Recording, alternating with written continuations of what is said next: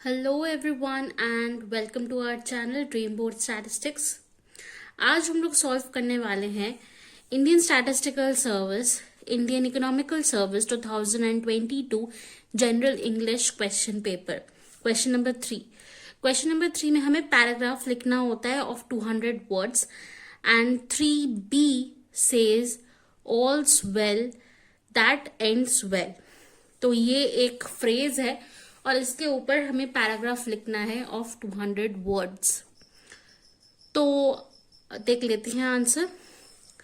ऑल्स well that ends well encapsulated the notion that a favorable resolution justifies preceding challenges, a sentiment rooted in the wisdom navigating life's complexity। तो ऑल्स well that ends well मतलब जब हम किसी परेशानी में पड़ते हैं या कोई भी एक सिचुएशन होता है, सिचुएशन कितना भी मुश्किल हो, सिचुएशन कितना भी हम डिफिकल्टीज से गुजरे, कितना भी हर्डल्स हमें पार करना पड़े, बट एट द एंड जो भी होता है वो अच्छे के लिए होता है। एट द एंड जो भी सोल्यूशन होता है, जो भी रिजल्ट होता है या जो भी आउटकम होता है वो अच्छा होता है, वो अच्छे के लिए होता है, वो भले के लिए होता है। तो next, originating from Shakespeare's play, this phrase finds resonance beyond the stage। तो ये जो फ्रेज है ये शेक्सपियर के एक प्ले से लिया गया था and this phrase became very famous क्योंकि ये एक लाइफ लेसन फ्रेज है। Next, life's journey often unfolds with unexpected twists and turns, akin to the intricate plots within the play. The characters grapple with dilemmas, showcasing the resilience needed when faced with adversity। तो ये बोला गया है कि life की जो journey है वो बहुत ही अनएक्सपेक्टेड है, बहुत सारे अनफोल्ड्स होते हैं उसमें जो कि हमें मतलब अनफोल्ड्स यानी बहुत सारे लाइफ में बहुत सारे पर्दे होते हैं जो कि हमें खुद पार करने होते हैं, बहुत सारे हर्डल्स होते हैं। लाइक एक अगर सिंपल सा एक मैं लाइफ जर्नी बोलूं, जब हम स्कूल में होते हैं तो स्टूडेंट्स के लाइफ के हर्डल्स क्या होते हैं कि अच्छे से वो मेहनत करे, एग्जाम में वो अच्छे मार्क्स लाए, कोई भी परेशानी हो, कुछ भी छोटे से छोटे परेशानी हो प्रोजेक्ट में या किसी भी चीज में, अल्टीमेटली उसका आउटकम यही होता है कि हमें अच्छा नॉलेज मिले, हमें अच्छे लर्निंग मिले। जब हम कॉलेज में जाते हैं तब हमारा ये गोल होता है कि अच्छी नौकरी मिले।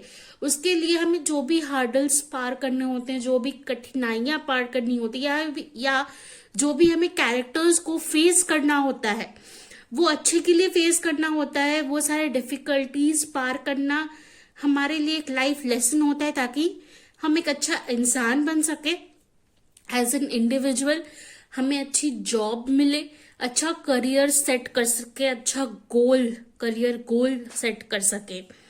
देन आफ्टर जॉब के बाद सेटलमेंट, फैमिली सेटलमेंट, अपने पेरेंट्स को देखभाल करना, everything, every phase of life में बहुत सारे डिफिकल्टीज होते हैं, बहुत सारे डायलेमास होते हैं, बहुत सारे कैरेक्टर्स को हमें पार करना होता है, बहुत सारे ग्रैपल्स हमें पार करना होता है ताकि हम एक फ्यूचर गोल सेट कर सके एंड उसको अचीव कर सके। Then the phrase doesn't dismiss the reality of hardship. Instead, it urges us to view difficulties as part of a larger narrative. अभी मैंने जो समझाया, in the grand tapestry of existence, setbacks can become stepping stones to growth. तो this philosophy becomes a guiding light during tumultuous times, encouraging perseverance and fostering a belief in the transformative power of resilience। It acknowledges that not every story concludes optimally, yet it underscores the importance of maintaining hope and perspective. तो ये जो philosophy है कि all's well that ends well, इसका मतलब ये नहीं कि हर कहानी का रिजल्ट अच्छा हो या हर कहानी का रिजल्ट बुरा हो, बट जो भी रिजल्ट होता है वो आपको शायद अभी अच्छा ना लगे, पर बाद में आपको रियलाइज होता है कि इट वॉज गुड फॉर अस। बाद में आपको ये समझ आता है कि it was a good thing for us. जैसे कि मैं एक एग्जांपल दूं, हमारे रिजल्ट आते हैं, बहुत गंदा रिजल्ट होता है और घर वाले हमें डांटते हैं, कितना गंदा क्यों किया, आगे जाके क्या करोगे, ये वो बहुत कुछ बोलते हैं, बुरा भला बहुत कुछ बोलते हैं। तब हमें बुरा लगता है, तब हमें स्कूल टाइम्स में बहुत बुरा लगता है, तब हमें ये लगता है कि ऐसे कैसे डांट सकते हैं या सबके सामने कैसे डांट सकते हैं। पर जब हम बड़े होते हैं तब हमें समझ आता है कि वो जो डांट थी that was good for us, good for building our personalities. अगर वो हमें नहीं सिखाते, नहीं डांटते, तो हमें समझ नहीं आता या हमें पता नहीं चलता कि how to be good in our studies, how to be a good person, how to behave outside, how to do anything। जिस भी कारण वो हमें डांट रहे हैं, हमारे पेरेंट्स, हमारे गुरुजन, हमारे टीचर्स, तो यही चीज है कि हर सल्यूशन हमें हर वक्त अच्छा लगेगा या हर वक्त बुरा लगेगा, ऐसा कोई मतलब फिक्स नहीं है। पर सल्यूशन अच्छे के लिए ही होता है, जो भी रिजल्ट आता है वो अच्छे के लिए ही होता है। शायद हमें तब समझना है एट प्रेजेंट मोमेंट, पर बाद में हमें वो चीज समझ आ जाती है। Okay, so next, the essence of all's well that ends well lies in the recognition that life's challenges contribute to the richness of our experience. It's a call to embrace the journey will all its ups and downs, trusting that in the end a positive resolution can redeem the trials faced along the way.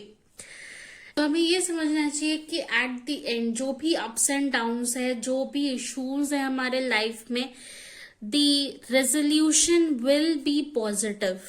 चाहे हमें वो तब positive ना लगे at present, but बाद में the resolution, the outcome of the solution, the resolution of the problem is positive। और वो हमारा एक ट्रायल फेज ही चल रहा था लाइफ का। तो ये था पैराग्राफ, बहुत ही इजी सा पैराग्राफ था। हम पैराग्राफ्स बिल्ड कैसे करते हैं, अच्छे से पैराग्राफ कैसे लिखते हैं, how to write in paragraph, इसकी वीडियो मैंने पहली दे रखी है चैनल पे। अगर आपको वो देखनी है आप जरूर जाके देखिए, बहुत हेल्प होगी आप लोगों को। अगर कोई भी डाउट है, कोई भी क्वेरी है, please feel free to comment down below, and for more such videos don't forget to subscribe our channel, hit the bell icon ताकि नोटिफिकेशंस आपको मिलती रहे। Thank you for watching.